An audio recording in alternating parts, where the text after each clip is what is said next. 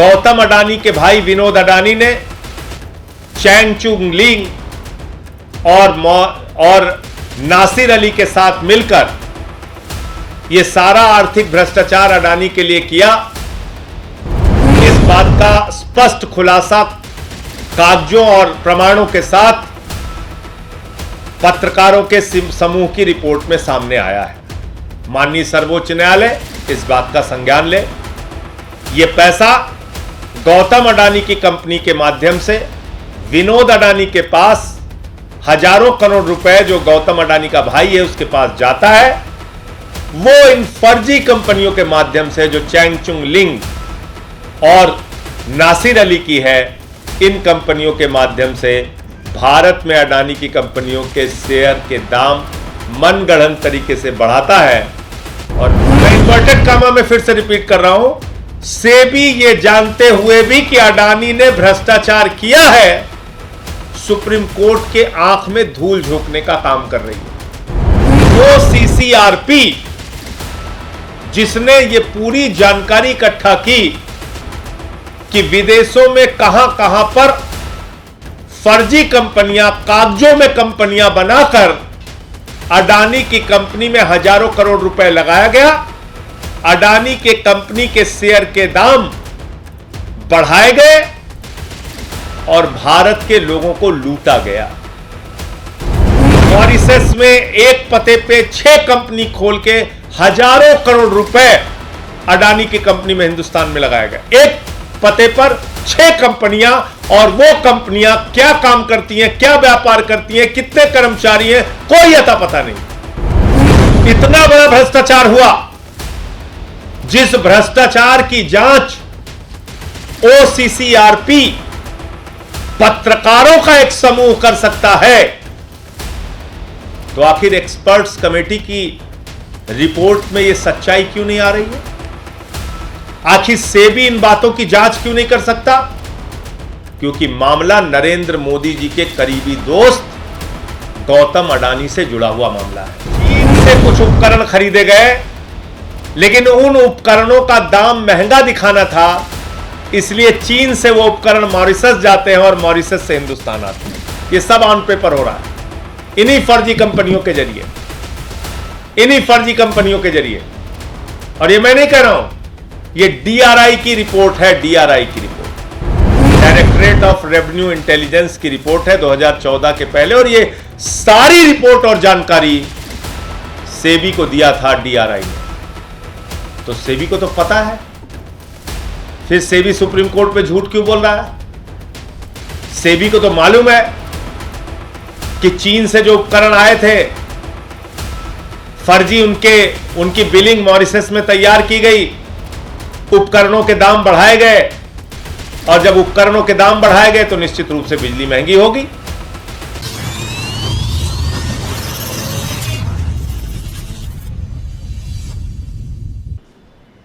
एक बहुत ही बड़ा आर्थिक भ्रष्टाचार का मामला हिंडनबर्ग की रिपोर्ट में इस साल जनवरी माह में सामने आया था,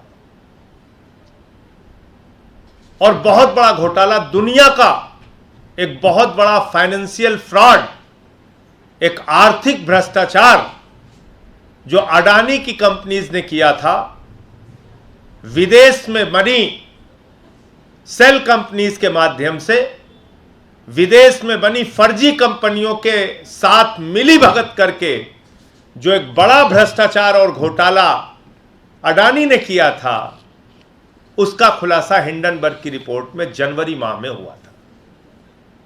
और आपको याद होगा, उसके बाद पार्लियामेंट में हम लोगों ने आवाज उठाई कि अडानी की जांच कराई जाए, उसकी कंपनियों की जांच कराई जाए। जिस तरीके से बाहर से लाखों करोड़ रुपए अडानी की कंपनी में लगाया गया है और मैनिपुलेट करके फर्जी तरीके से भारत में अडानी की कंपनियों के शेयर के दाम बढ़ाए गए, यानी कि शेयर का वास्तविक मूल्य उतना नहीं था, बावजूद इसके बाहर से पैसा लगा कर उसके शेयर के दाम फर्जी तरीके से हिंदुस्तान में बढ़ाए गए और वो जो दाम बढ़ाए गए, बढ़े हुए दामों पे जो शेयर यहां के लोगों ने खरीदा, यहां के इन्वेस्टर्स ने खरीदा, यहां के निवेशकों ने खरीदा, जब वो घोटाला खुला, वो शेयर धड़ाम हुआ, नीचे गिरा, तो उन सारे निवेशकों का पैसा डूब गया। यह पूरा मामला था, यह पूरा भ्रष्टाचार था। उसके बाद आपको मालूम है सुप्रीम कोर्ट ने एक्सपर्ट की एक कमेटी का गठन किया। एक्सपर्ट्स की कमेटी को रिपोर्ट देने के लिए कहा। सेबी इस जांच में इन्वॉल्व हुई और उसके माध्यम से पूरा भ्रष्टाचार सामने लाने के लिए सुप्रीम कोर्ट ने कहा, माननीय सर्वोच्च न्यायालय ने कहा। लेकिन बड़े आश्चर्यजनक तरीके से जिस सेबी को आर्थिक भ्रष्टाचार की जांच करनी थी, मैं आपको पूरी जिम्मेदारी से कह रहा हूं, वो सेबी ये जानते हुए भी कि इसमें भ्रष्टाचार हुआ है, और ये बात मैं इसलिए कह रहा हूं जिसका प्रमाण अभी आगे दूंगा आपको, मैं इन्वर्टेड कामा में फिर से रिपीट कर रहा हूं, सेबी ये जानते हुए भी कि अडानी ने भ्रष्टाचार किया है, सुप्रीम कोर्ट के आंख में धूल झोंकने का काम कर रही है। सुप्रीम कोर्ट में सेबी ने जाके कहा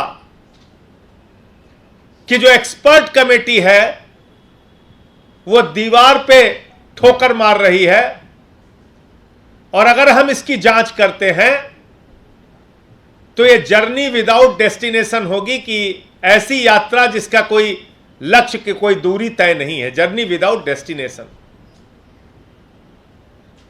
यह बात सेबी कहती है सुप्रीम कोर्ट में। सुप्रीम कोर्ट की आंख में धूल किसने और किसके कहने पर सेबी ने झोंका, क्यों गुमराह किया सर्वोच्च न्यायालय को, यह बहुत बड़ा मामला है। माननीय सर्वोच्च न्यायालय को इस बात को संज्ञान में लेना चाहिए। और इस बात का खुलासा किसने किया? कुछ खोजी पत्रकारिता से जुड़े हुए लोगों ने, जिनका नाम है organised crime and corruption reporting project, OCCRP। यह रिपोर्टर्स का एक ग्रुप है, खोजी पत्रकारों का एक समूह है OCCRP, जिसने यह पूरी जानकारी इकट्ठा की कि विदेशों में कहां कहां पर फर्जी कंपनियां, कागजों में कंपनियां बनाकर अडानी की कंपनी में हजारों करोड़ रुपए लगाया गया, अडानी के कंपनी के शेयर के दाम बढ़ाए गए और भारत के लोगों को लूटा गया। और यह किसके साथ मिलकर किया गया? यह दो नाम है, एक है नासिर अली और दूसरा है चैंग चुंग लिंग, चाइना का व्यापारी, और नासिर अली यूएई का व्यापारी। और ये कंपनी कहां खोल रहे हैं? चाइना का व्यापारी चैंग चुंग ली, जिसका नाम अगस्ता वेस्टलैंड के मामले में भी सामने आया था, वो अपनी कंपनी, अपना व्यापार चाइना में नहीं कर रहा, वो अपनी कंपनी, अपना व्यापार हिंदुस्तान में नहीं कर रहा है, वो अपना व्यापार कर रहा है मॉरिशस में, जो टैक्स हेवन कंट्री है। वो अपना व्यापार कर रहा है बरमूडा में, वो अपना व्यापार कर रहा है यूएई में, जहां कागजात देने की जरूरत नहीं होती। ऐसी जगहों पर कागजों में कंपनियां खोल के, मॉरिशस में एक पते पे 6 कंपनी खोल के हजारों करोड़ रुपए अडानी की कंपनी में हिंदुस्तान में लगाया गया। एक पते पर 6 कंपनियां, और वो कंपनियां क्या काम करती हैं, क्या व्यापार करती हैं, कितने कर्मचारी हैं, कोई अता पता नहीं। क्यों? क्योंकि टैक्स हेवन कंट्रीज के नियम ऐसे हैं, वहां आपको कोई कागजात देने की जरूरत नहीं है, एक बार में कुछ फीस लगती है। आपने अपनी कंपनी खोली, उस कंपनी की कितनी आमदनी हो रही है, वो पैसा कहां लगाया जा रहा है, वो पैसा काला धन है कि क्या है, कोई जानकारी आपको देने की आवश्यकता नहीं है। ना मॉरिशस में, ना बरमुडा में और ना ही यूएई में सारी जानकारी आपको देने की जरूरत है। अब सवाल उठता है कि चैंग चुंग ली और नासिर अली, इनकी कंपनियां क्या हैं और किसके साथ मिलकर खेल कर रहे थे। तो ये ओसीसीआरपी ने खुलासा किया है, ये पत्रकारों ने, जो इन खोजी पत्रकार हैं, वरिष्ठ पत्रकार हैं, उन्होंने खुलासा किया है कि ये गौतम अडानी के भाई विनोद अडानी के साथ मिलके, गौतम अडानी के भाई विनोद अडानी के साथ मिलके सेबी के नियमों के विरुद्ध फर्जी कंपनियां बना के पैसा भारत में लगा रहे थे। सीधा सीधा मनी लॉन्ड्रिंग का मामला है। भारत से पैसा विदेशों में जाता था, विदेशों से पैसा अडानी की कंपनी में आता था, अडानी की कंपनी के शेयर के दाम बढ़ाए जाते थे और करीब करीब इसमें जितने भी दाम बढ़ते थे, जो भारत के इन्वेस्टर हैं, भारत के लोग हैं, वो बढ़े हुए दामों पे अडानी का शेयर खरीदते थे। और जब ये भ्रष्टाचार का खुलासा हिंडनबर्ग की रिपोर्ट में हुआ तो करीब करीब 5 लाख करोड़ रुपए का अडानी ग्रुप्स को, अडानी की कंपनियों को नुकसान हुआ, 5 लाख करोड़ रुपए का। अब इनमें से 2 फिगर जो खुद सेबी कह रही है वो मैं आपके सामने बोलना चाहता हूं। सेबी ने बताया कि 22,000 करोड़ रुपए तो जो छोटे निवेशक थे उनका नुकसान हुआ है। किसी ने बेटी की शादी के लिए पैसा रखा था, किसी ने मकान बनवाने के लिए पैसा रखा था, किसी ने बीमारी में, मुसीबत में पैसा काम आएगा वो पैसा रखा हुआ था, और उसने सोचा कि चलो अडानी के कंपनी में पैसा लगाते हैं, इसके शेयर का दाम बढ़ेगा तो हमारी भी कुछ आमदनी बढ़ जाएगी। पीएफ का पैसा जो लगा, जो बाकी कंपनियों का पैसा लगा, वो छोड़ देते हैं, मैं सिर्फ मोटे मोटे तौर पे बता रहा हूं। तो पैसा लोगों ने लगा दिया अपना, तो ऐसे लोगों का करीब करीब 22,000 करोड़ रुपए डूब गया। एलआईसी ने भी अडानी के शेयर खरीदे थे, ये सोचकर कि अडानी की कंपनी के शेयर के दाम बढ़ रहे हैं, अडानी की कंपनियों को फायदा हो रहा है। 36,000 करोड़ रुपए एलआईसी ने लगाए थे और 16,000 करोड़ रुपए का नुकसान एलआईसी को हुआ। एलआईसी में किसका पैसा लगता है? जीवन के साथ भी, जीवन के बाद भी हर आदमी एलआईसी की पॉलिसी खरीदता है, और वो एलआईसी का पैसा 16,000 करोड़ रुपए डूब गया। 5 लाख करोड़ रुपए का नुकसान अडानी की कंपनियों को हुआ। और कौन कौन से लोग इसमें शामिल थे, क्या वो खेल करते थे? एक कंपनी है इमर्जिंग इंडिया फोकस फंड, ये नासिर अली और चैंग चुंग ली की कंपनी है। और दूसरी कंपनी है ईएम रिसर्जेंट फंड, ये भी चैंग चुंग ली और नासिर अली की कंपनी है। और इन कंपनियों को कौन एडवाइस करता था, कौन कहता था कि आप यहां पे कंपनी लगाइए? उस कंपनी का नाम है Excel to provide advisory services to EIFF and EMRF।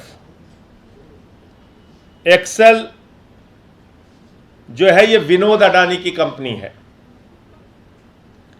अब ये विनोद अडानी एडवाइजरी कंपनी है किसके लिए? नासिर अली के लिए और चैंग चुंग ली के लिए। विनोद अडानी कौन है? गौतम अडानी का भाई। वो किसको एडवाइस कर रहा है? वो एडवाइस कर रहा है मॉरिशस में चैंग चुंग लिंग और नासिर अली की कंपनी को कि आप किस कंपनी में पैसा लगाओ। वो बरमुडा में एडवाइस कर रहा है, वो दूसरे यूएई में एडवाइस कर रहा है कि आप यहां पे पैसा लगाओ। तो विनोद अडानी भारत से अपने भाई से पैसा मंगाता है, हजारों करोड़ रुपए। ये मनी लॉन्ड्रिंग का मामला, सीधे समझिए इसको। भारत से अपने भाई गौतम अडानी से पैसा मंगाता है और वो पैसा इन कंपनियों को देता है जो मॉरिशस और बर्मुडा में फर्जी कंपनियां बनी हैं,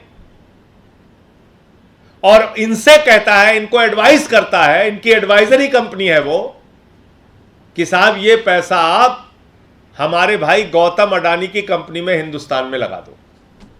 ये सीधा मोटा मोटा खेल समझिए भ्रष्टाचार का। भारत से हजारों करोड़ रुपए विनोद अडानी के पास गया, विनोद अडानी ने वो पैसा इन कंपनियों को दिया।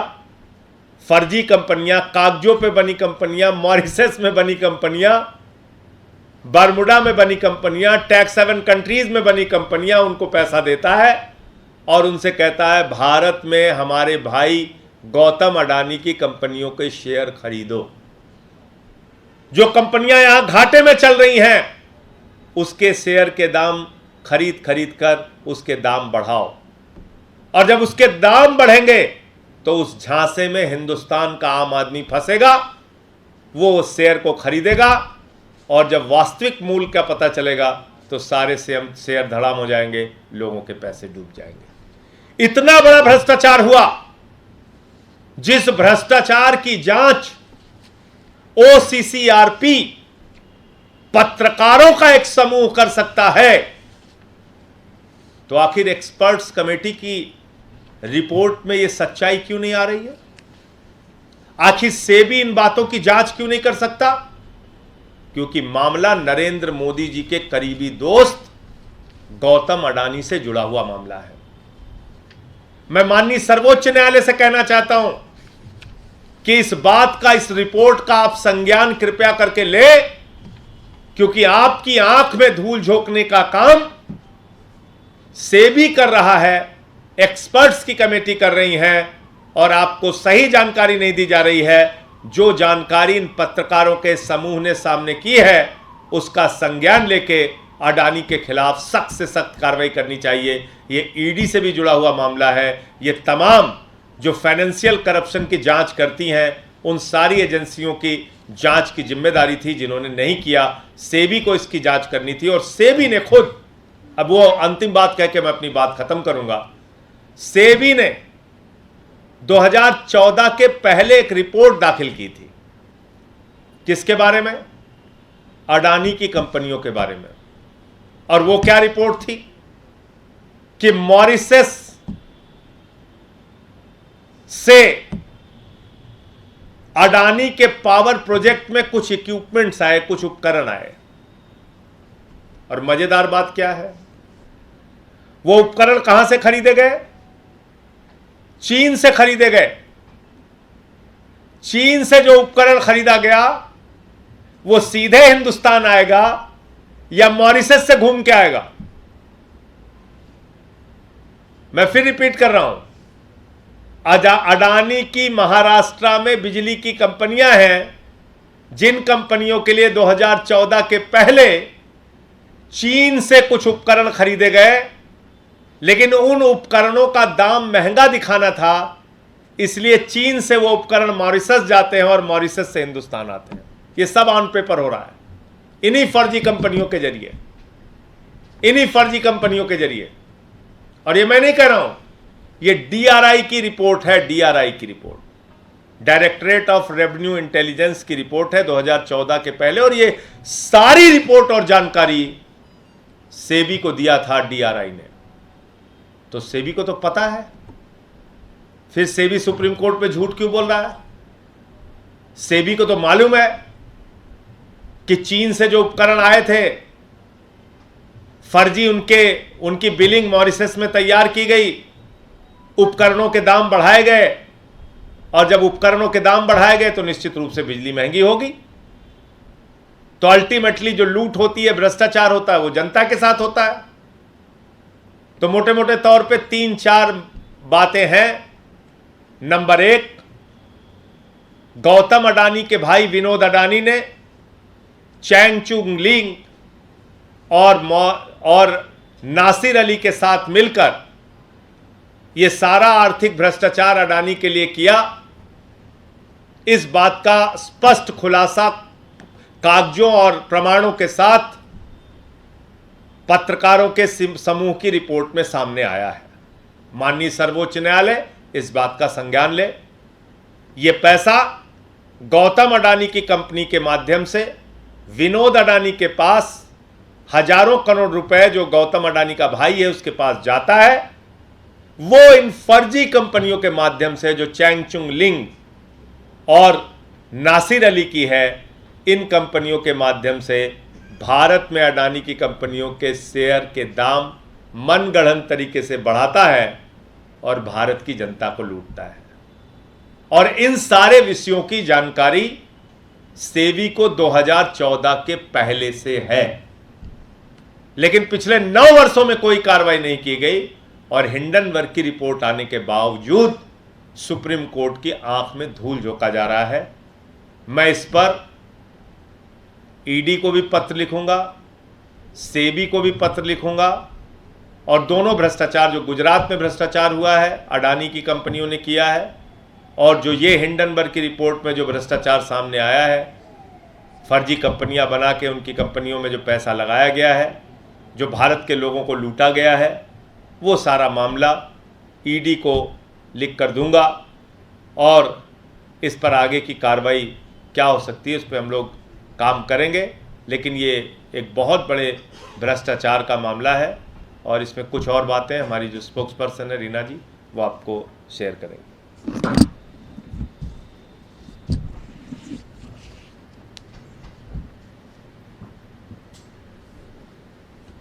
दोस्तों, आपने पॉन्जी स्कीम का नाम सुना होगा। पॉन्जी स्कीम क्या होती है? आपके पास कोई एजेंट आएगा, वो बोलेगा कि 10,000 रुपये जमा करो, 2 साल में 1 लाख हो जाएंगे। आपको लगेगा कि ये तो कुछ अजीब लग रहा है, ऐसा नहीं होता है। 10,000 रुपये 2 साल में 1 लाख कैसे हो जाएंगे? ऐसी भारत के इतिहास में अनेकों पॉन्जी स्कीम आई हैं और जो भारत की हमारी एजेंसीज हैं, जैसे सेबी है, ईडी है, सीबीआई है, इन सब की जिम्मेदारी होती है कि ऐसी पॉन्जी स्कीम से लोगों को, आपको और हमें बचाएं। आज जो ओसीसीआरपी की रिपोर्ट आई है उससे ये क्लियर हो गया है कि दुनिया की सबसे बड़ी पॉन्जी स्कीम अडानी जी और उनकी फैमिली मोदी जी की मदद से हमारे देश में चला रही है। और कैसे चला रही है? सेबी का नियम यह है कि अगर कोई भी कंपनी स्टॉक मार्केट में लिस्टेड है तो उस कंपनी के शेयर्स जो हैं वो एक मिनिमम नंबर ऑफ शेयर्स, उसको बोलते हैं फ्री फ्लोट, कम से कम 25% शेयर जो होते हैं उसके, वो एक्सचेंज में होने चाहिए। क्योंकि अगर शेयर्स उससे कम हो जाएंगे तो एक तरीके से आर्टिफिशियल उसकी डिमांड क्रिएट हो जाएगी। अगर कोई भी चीज़ बाजार में कम हो जाती है तो उसका रेट बढ़ जाता है।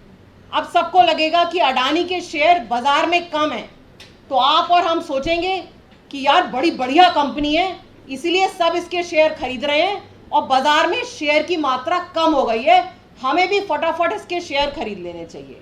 लेकिन असलियत में आप और मैं जो साधारण निवेशक होते हैं, हम कभी कंपनी की बैलेंस शीट में क्या है, क्या एसेट है, उसकी एक्चुअल वैल्यू क्या होनी चाहिए, वो सब हमें क्लियर नहीं होता है। ये जिम्मेदारी होती है सेबी की कि सेबी ये निश्चित करे कि मार्केट में जो फ्री फ्लोट है, जो देश का कानून है, उतने शेयर्स होने चाहिए। अभी माननीय सांसद जी ने आपको समझाया कि किस तरह से विदेशों से कुछ फंड्स जो थे अडानी कंपनी के ही शेयर्स खरीदे जा रहे थे और वो फंड्स जो थे वो अडानी फैमिली के इंस्ट्रक्शंस पे ही उन शेयर्स को खरीद रहे थे।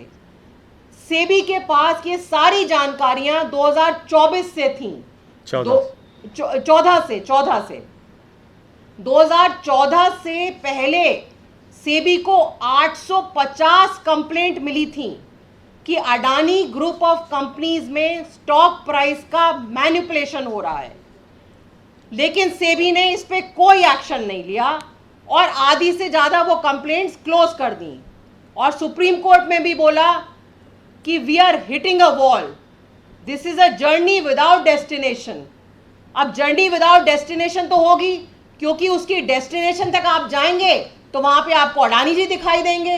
तो उन्होंने वो जर्नी लेने का ही हिम्मत नहीं करी, पहले ही उस जर्नी को ख़त्म कर दिया। इससे क्या हुआ, जो छोटे छोटे निवेशक छोटे छोटे शहरों में जिन्होंने अपने पेंशन का पैसा म्यूचुअल फंड में लगाया, प्रोविडेंट फंड का पैसा लगाया, उन सब का पैसा डूबा।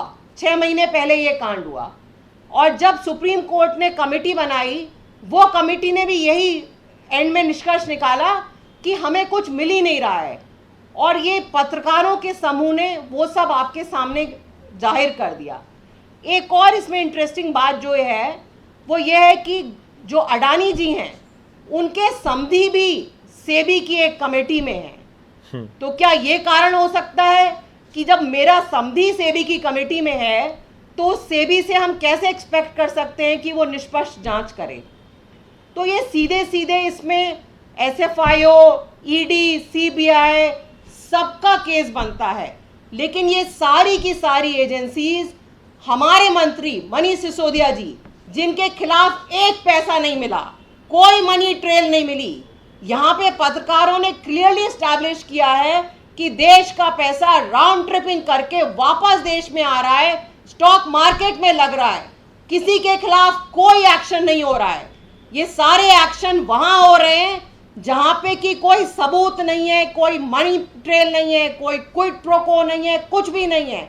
वहीं दूसरी तरफ इस इन्वेस्टिगेशन से क्लियर हो गया है कि किस तरह पूरा Adani enterprise, Adani conglomerate, Adani family इसमें इन्वॉल्व है।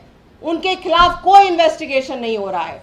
आज आप सबके माध्यम से हम फिर से कह रहे हैं कि इस पे जेपीसी बननी चाहिए, जेपीसी को इसकी तह तक जाना चाहिए, क्योंकि क्लियर हो गया है कि चाहे सेबी हो, चाहे ईडीआई हो, कोई और एजेंसी इसमें कोई जांच नहीं कर पा रही है। और उसका अंत में क्या होता है, छोटे निवेशक ही इसके शिकार बनते हैं, क्योंकि छोटे निवेशक को पूरी जानकारी नहीं होती है कि कैसे आर्टिफिशियली शेयर का प्राइस आज 2 रुपये है, कल 100 रुपये हो रहा है, फिर 50 रुपये हो रहा है। किसी को कोई जानकारी नहीं होती है, सबको लगता है बढ़िया कंपनी है, इसमें पैसे लगाना चाहिए, और कैसे कितने करोड़ों करोड़ों लोगों का पैसा इसमें डूब चुका है। तो आज आप सबके माध्यम से हम फिर ये कह रहे हैं, फिर से मांग कर रहे हैं कि जेपीसी बननी चाहिए, और हम लोग ईडी, सीबीआई सबको चिट्ठी लिखेंगे, सारा जो सबूत है उनके पास भेजेंगे।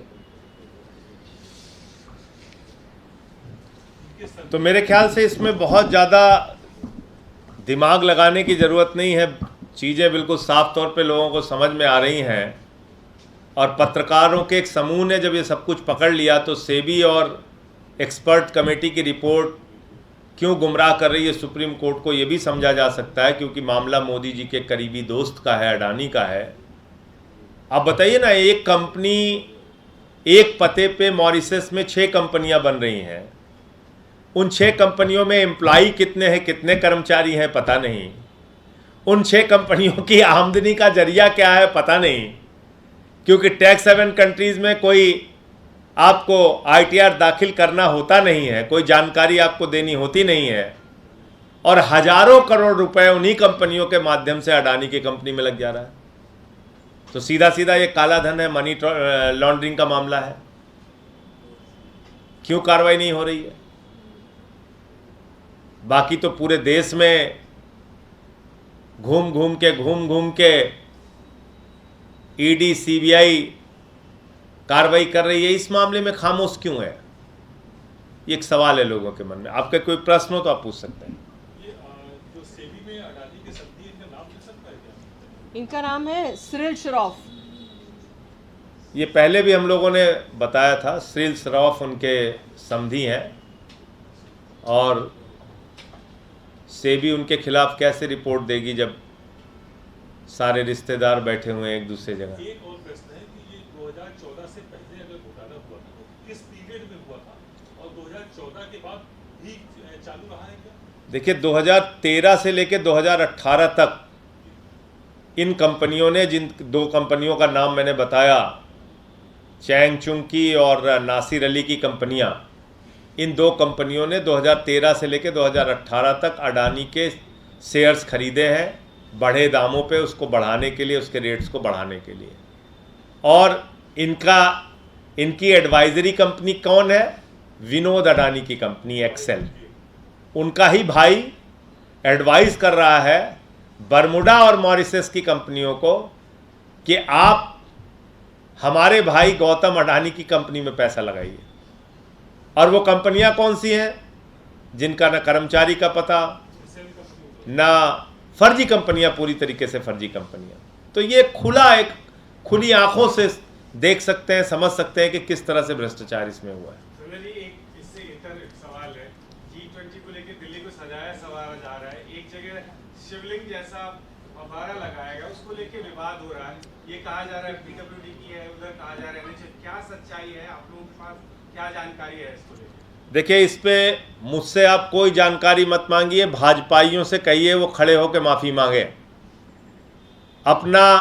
अपने चुल्लू भर पानी में नाक रगड़ के देश से माफ़ी मांगे। ये भारतीय जनता पार्टी का ट्वीट है, मैंने ट्वीट भी किया है। ये बीजेपी वालों का ट्वीट है। इसमें उन्हीं शिवलिंगों की तस्वीर लगी हुई है जिनको फव्वारे बना के अपमान किया गया शिवलिंगों का। उन्हीं शिवलिंगों की तस्वीर इसमें बनी हुई है। और बीजेपी क्या कह रही है? बीजेपी का ऑफिशियल ट्विटर हैंडल ये कह रहा है कि प्रधानमंत्री नरेंद्र मोदी जी के नेतृत्व में हम लोग शिवलिंगों का अपमान कर रहे हैं। आओ देखो, खुशी मनाओ, डंका पीटो। ये मैं तो नहीं कह रहा हूं, ये तो भाजपा ही कह रहे हैं। अब आ जाइए दूसरी तस्वीर पे। एक तस्वीर और है, यह है दिल्ली के एलजी महोदय। ये गए हैं, उन्हीं शिवलिंगों के पास खड़े हैं जिनको फव्वारे के तौर पे इस्तेमाल करके शिवलिंगों का अपमान किया गया। एलजी महोदय उसके साथ फोटो खिंचा रहे हैं, फोटो अपने ट्विटर पे डाल रहे हैं और वाहवाही लूट रहे हैं कि देखो मोदी जी ने कितना बड़ा कमाल कर दिया शिवलिंगों का अपमान करके। तो प्रधानमंत्री नरेंद्र मोदी को अपने एलजी के खिलाफ कार्रवाई करनी चाहिए।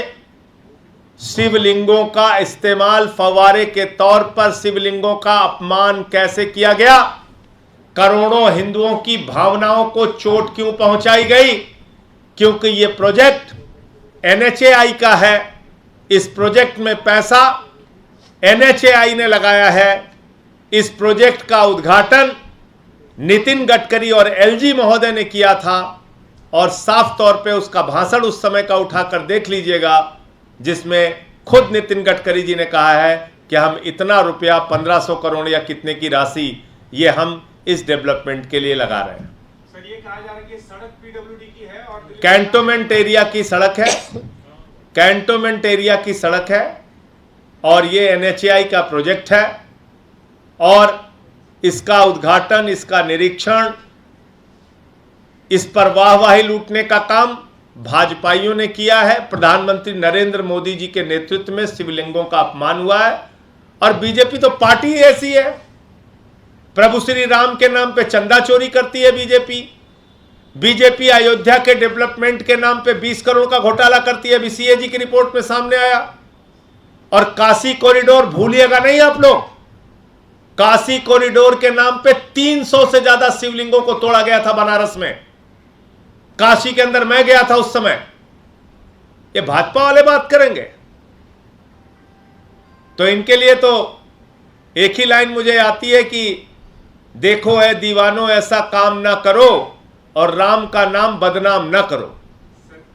ये ना राम के हैं, ना आम के हैं, ना किसी काम के हैं। झूठ बोल रहे हैं। बताइए, आप खुद ही तुमने पूरे देश को बताया कि मोदी जी के नेतृत्व में हम लोग शिवलिंगों का अपमान कर रहे हैं। आज खुद ही ड्रामा कर रहे हो। हटाया इस एलजी को, इसके खिलाफ कार्रवाई किया कुछ आपने? वही तो जाके लगवा रहा है, 3-3 बार 4-4 बार विजिट कर रहा है, फोटो खिंचा रहा है, अपने शिवलिंगों का फव्वारा बनवा रहा है। PWD ने जो दिल्ली में G20 के लिए काम किए हैं, उसके लिस्ट में इस स्पॉट का भी नाम है। तो वो नाम कैसे है? प्रगति मैदान। सुन लीजिए ना आप, प्रगति मैदान में जो टनल बनी उसकी वर्किंग एजेंसी पीडब्ल्यूडी थी। उसमें हमारा क्या इन्वॉल्वमेंट है? आपने हमको कहीं इन्वॉल्व किया नहीं। एनएचएआई ने पैसा दिया, वर्किंग एजेंसी के तौर पे पीडब्ल्यूडी को इन्वॉल्व किया, उसका क्रेडिट, उसकी मॉनिटरिंग, उसकी देखरेख, उसमें क्या लगना है, कौन सा पत्थर लगना है, नहीं लगना है, वो लाट साहब को दे दिया, एलजी साहब को। बताइए आप। तो हमारे यहां अवधि में कहावत है कि बिना गुनाहम चार गोदाहम। हमारे यहां अवधि में कहा जाता है कि बिना गुनाहम चार गोदाहम। तो बिना कोई गलती किए हम ही लोगों को बस मारे रहो, जितना पीट सकते हो पीटे रहो, जुट जाओ सुबह से। तो यह है पूरी हकीकत।